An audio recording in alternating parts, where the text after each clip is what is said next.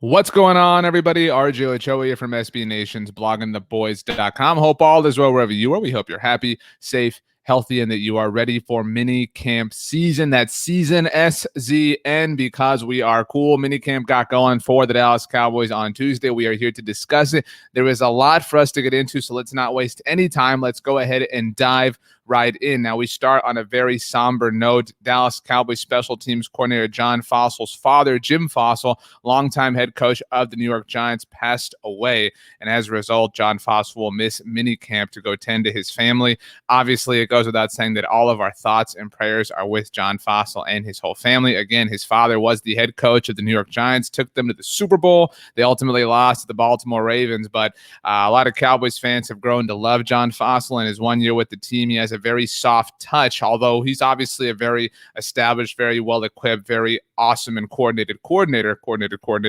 But he has a soft spirit about him, and that's something that if you've watched John Fossil on any of the films that he's been a part of through NFL Films as a member of the Los Angeles Rams, obviously they had the Hard Knocks season, they had the All or Nothing season, their first year in Los Angeles. Obviously terrible news, and we'll be thinking of the Fossil family from here on out.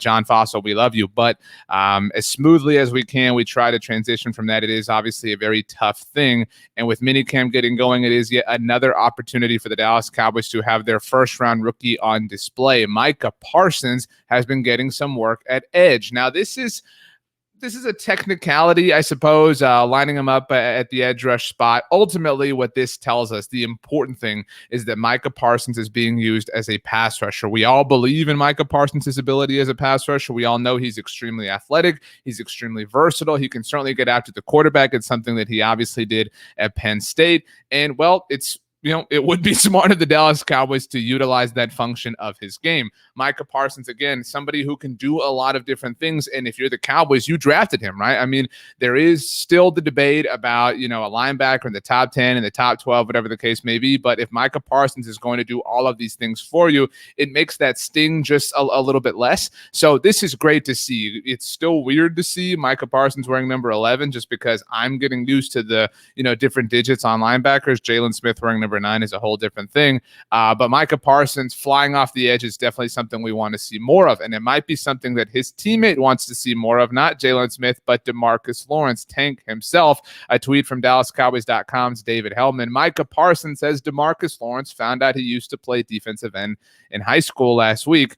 And when Tank asked him, you can pass rush like that, Rook, like how he calls him Rook, nice. Since then, Dave's tweet reads, the mentorship is on. Parsons says there's a plan to work on pass rush moves this month before training camp. This is definitely something we want to see. And this is, we as football fans, as Dallas Cowboys fans, we love seeing the players be friends and friendly with one another, working with one another, teaching one another. That is something that goes a long way and that makes us feel very happy. That brotherhood, that camaraderie, however you want to term it, is very good for the overall group. And sometimes it's not in necessarily a teaching way, a tutorial way. Sometimes it's in a competitive way. Sometimes these players are going up against one another. That happens a lot at training camp under the hot sun. Even the sun in Oxnard, California can be quite hot.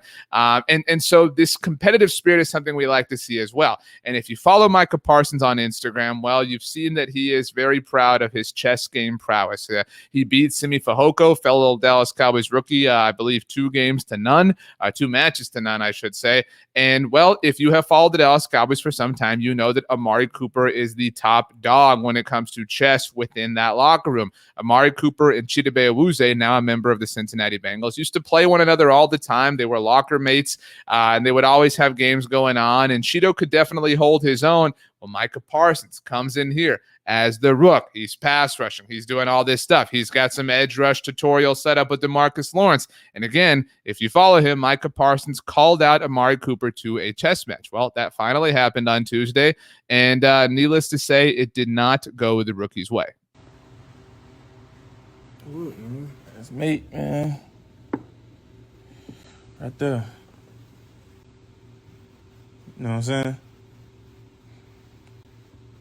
Now, why would you call me out like that? Knowing this was going to happen. For real, though. You don't know? It's all good, bro. Well, Amari Cooper letting Micah Parsons know what's what, who the best chess player is. I'm pretty good at chess if I'm talking about myself here. Definitely not as good as Amari Cooper, so Amari, be cool. Not coming after you or anything like that. Chess is a really fun game if you don't play, and it can get really competitive. And so really cool to see this, and just kind of fun to see Amari Cooper have some fun with it, because Amari Cooper, as we all know, is not the most emotional player, certainly in terms of normal day-to-day activities. On the field, things are a little bit different. But Amari Cooper kind of flexing on Micah Parsons, something that we like to see. But Micah Parsons, obviously the Cowboys' first-round draft pick, their second-round draft pick, Kelvin Joseph, is back. And this is great to see, obviously. Anytime any player comes back from anything, we're very happy to hear about this. But Kelvin Joseph back with the Cowboys. This is very good news because we all believe in him as a potential cornerback, a potential viable cornerback on this team. I think we all think it's simply a matter of time until he and Trayvon Diggs are sharing the secondary in terms of the starting cornerback positions for the Dallas Cowboys. So the sooner he can get back, the better. And you might be wondering, what is he coming back from? What is the situation with Kelvin Joseph? Why was he gone? Well, Kelvin Joseph, unfortunately, was in quarantine. Obviously, we live in some different times. The Athletic's John Machota offering this tweet: Cowboys rookie cornerback Kelvin Joseph was not at organized team activities last week because of an illness. He's back with the team today and will participate in this week's minicamp. Again, very good news. Machota's tweet continues. Mike McCarthy with a quote: "It's good to have him back. He was in quarantine the last 10 days. He'll work today." A tweet from Kelvin Joseph recently, back on June 4th, a couple days ago at this point in time. Photo of himself, obviously, some nice Photoshops going around to the Cowboys rookie saying, "I know my struggle. I already know how it'd feel to be down on your $$, hashtag YKD vibe. Go get your COVID shot." So the intimation seemingly that Kelvin Joseph dealing with COVID-19 or being exposed to COVID-19, something of that sort. We're certainly very happy to hear that he is back, and we hope that all is well and all continues to be well with him. Let's move on to where something is well. The offensive line. The Dallas Cowboys offensive line is seemingly all ready to go. And this is very, very, very good news. We've obviously talked a lot this offseason about how Dak Prescott's going to be back, how that's going to make this offense better, how this offense is no longer going to be broken. Everybody who has been rehabbing, by the way, has spoken about how Dak Prescott's rehab has inspired them. So for all you people who never thought that Dak Prescott's leadership was worth anything, you're wrong again. But the Cowboys will obviously be getting back some important offensive linemen. Zach Martin wasn't entirely healthy all of last season. Obviously, Tyron Smith missed a majority of last season. Lyle Collins missed all of last season, rather. Goodness gracious. It's all so jumbled in my mind that sometimes I say the wrong words. But having all the offensive line ready to go, ready to work for training camp is a big boost and a big step in the right direction for this team. Again, the offensive line is extremely important, and so having that consistency is a very, very, very notable thing, even if it's only June, even if it's only minicamp. And something that is also notable is something that Tyron Smith said. Yeah, I mean, we're talking about, Amari Cooper talking today, and now Tyron Smith talking today. It's really strange to hear some of the most quiet players on the Cowboys with some interesting things. Nevertheless, a quote from Tyron Smith, courtesy of the Fort Worth Star-Telegram's Clarence Hill. His tweet reads, "Cowboys left tackle Tyron Smith said he is healthy and happy to be back. He plans to play 4 or 5 more years until the wheels fall off." Now, this is notable. I'm going to leave this up here for a second because in case you didn't know, somehow, if you didn't know, I don't know how that would be possible at this point in time because like we talk about all the time, you're a genius who subscribes here to the Blog and the Boys YouTube channel. Tyron Smith is still extremely young. Tyron Smith was only 20 years old when he was drafted by the Dallas Cowboys in 2011. That was 10 years ago, so you can do some simple math there. Tyron Smith is only 30 years old. So in terms of real life age, Tyron Smith is still very, very, very young. Lots of people getting their lives started at the age of 30. Tyron Smith has already been in the NFL forever at this point in time. But again, going off this quote from Tyron Smith here that he plans to play 4 to 5 more years or until the wheels fall off. We know the wheels have kind of been, I don't want to say falling off, but the wheels have definitely been getting a little bit, more worn. There's a lot of wear and tear on Tyron Smith's body in terms of NFL games, and that is definitely something to be concerned about. But a lot of people, I think, have this idea, this misconception that Tyron Smith is wanting to retire or close to retirement or something like that. And I will say that that's a bit of an arbitrary thing, right? Like that's kind of something you say when you don't really have an answer, right? Like, oh yeah, 4 to 5 more years, we'll figure it out, whatever, or until the wheels fall off, either one, whichever happens first. This is still good news. People are so concerned, rightfully so, about the future of the Cowboys tackle position. And we talked about when the Cowboys passed on Rashawn Slater in the NFL draft to draft Micah PARSON so that he could go lose at chess to Amari Cooper. I mean, they did pass on a potential stable piece along, their offensive line, specifically at the tackle position for the foreseeable future. And I'm not trying to literally read into what Tyron Smith had to say here, but if he plays 2 to 3 more years, right? Like if we take that and we condense it to a more practical, more possible sort of time frame there, that's enough to justify passing on Rashawn Slater, because I tell you what, it's very probable that Tyron Smith is going to miss time this season, because that's just simply what happens, especially now that we live in a day and age where there are 17 games of the regular season as opposed to 16. And I tell you what, I would still take 13, 14 games of Tyron Smith and 3 or 4 games of somebody else over 17 games of anybody else. Tyron Smith is that good. And in case you're wondering how long it's been, this is kind of a fun fact I like to throw at people sometimes, and I love you, so I'm going to throw it at you. Do you know the last time that Tyron Smith played 16 games in a regular season? And obviously, again, the regular season isn't even 16 games anymore, but do you know the last time that happened? It was 2015. I mean, I'm not trying to upset the Romo stands out there, because I love Tony Romo. I've been a Romo stan my whole life, but I'm also a Dak stan. I mean, you can stand both of them. I promise you it's allowed. But Dak Prescott has never, ever, not a single time, had a full regular season of Tyron Smith. So it has been now over 5 years. It has been 6 years since Tyron Smith played an entire season for the Dallas Cowboys, which is why you have to assume that he is going to miss some time. But all that being said, the fact that everybody is healthy, the fact that Tyron Smith is optimistic about the coming season is definitely a very, very, very good thing for the overall cause that is the Dallas Cowboys. Now, while there's a lot, seemingly to talk about when it comes to this team, generally minicamp so far is kind of boring. I mean, it's been a slow start. The Cowboys taking things slow. Lots of players not necessarily involved, players like Amari Cooper, because the Cowboys are going slow. And we've talked about that as well. I mean, why push? Why risk? Why do anything that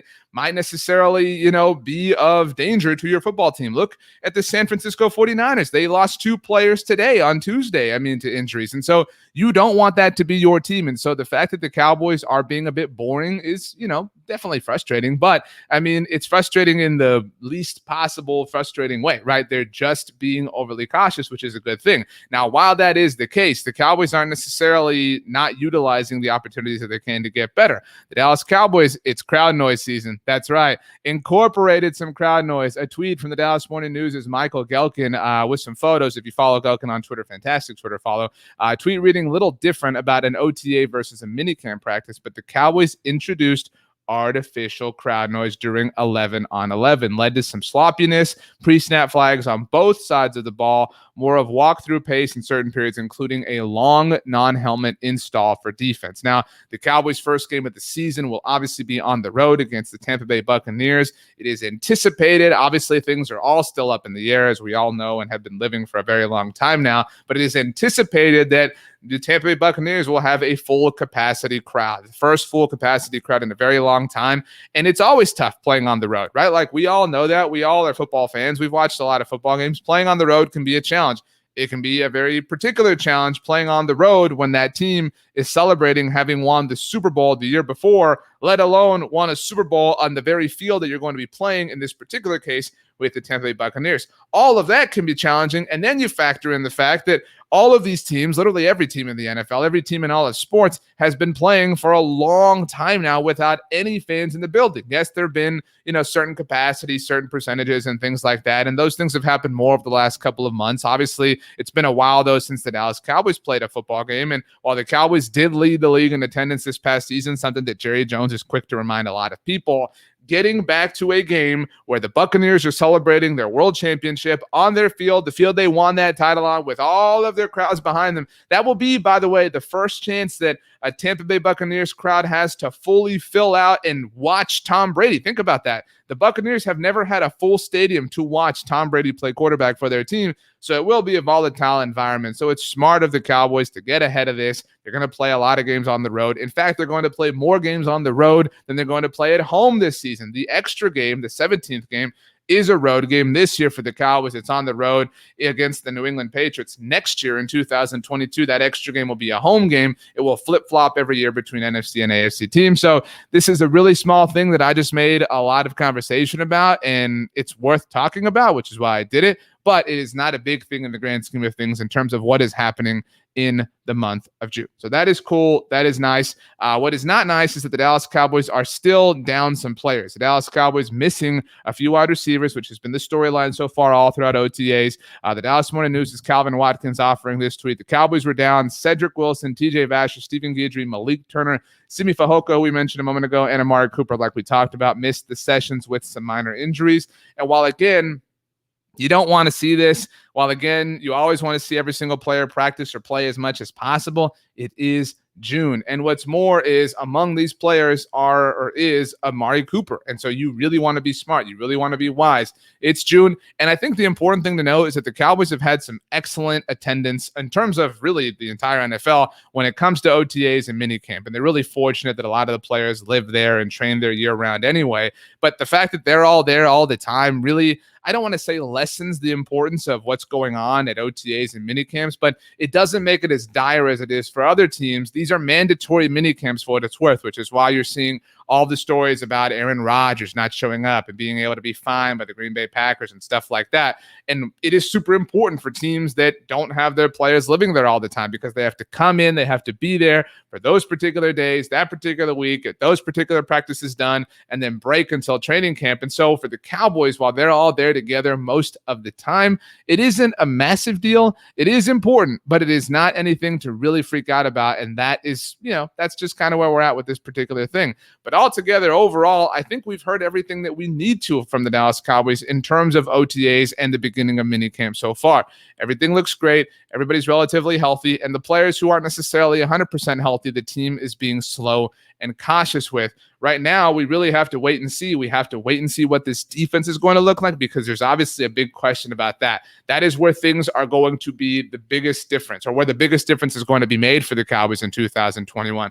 We all have a high level of belief in the Cowboys offense. That goes without saying. Special teams are important, certainly. We all trust John Fossil and, again, are thinking of him and his family. And the Cowboys did improve dramatically in special teams from 2019 to 2020, which suggests that they are on a stable pace so far. We've heard that Tyron Smith is now looking towards a little bit of a long-term future. Not a ridiculously long one, but nice to see that nonetheless. We've heard that the Cowboys wide receivers are gelling and moving in the offense, and that is all good. But this defense, that is where things are going to be different. And it's nice to see, like we talked about, Micah Parsons getting along the edge, rushing in general. However you got to send Micah Parsons, just get him home, get him to the quarterback, because that is what is going to make the difference. We talked so much about during the season, turnovers.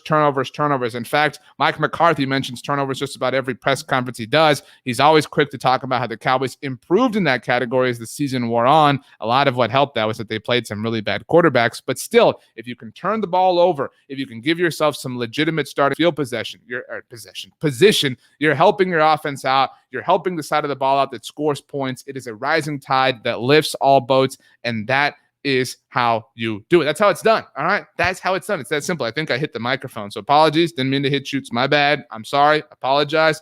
But yeah. So all things said, like we've said, very good news so far from the Dallas Cowboys, and lots to celebrate, lots to be happy about, lots to look forward to, and lots to discuss both now and in the long term, which is why we're not going anywhere. We're going to be here talking about the Dallas Cowboys 24/7, 365. So make sure you subscribe right here to the Blog on the Boys YouTube channel. We have a lot planned. We have some more film reviews coming out. We have one on Simi Fehoko coming out, by the way. So look forward to that later on this week as the weekend unfolds. And check out blogontheboys.com. By the way, make sure you check out the Blog on the Boys podcast network. We have a podcast where we talk about all different things, all different matters pertaining to the Cowboys. We have different voices, different hosts, so you stay caught up with every single thing that you need to know, because we are all obsessed with the Dallas Cowboys. It's our favorite thing in the world. So why shouldn't we be talking about it all day long with the people we love, which is you? So all that being said, yeah, I think that does it.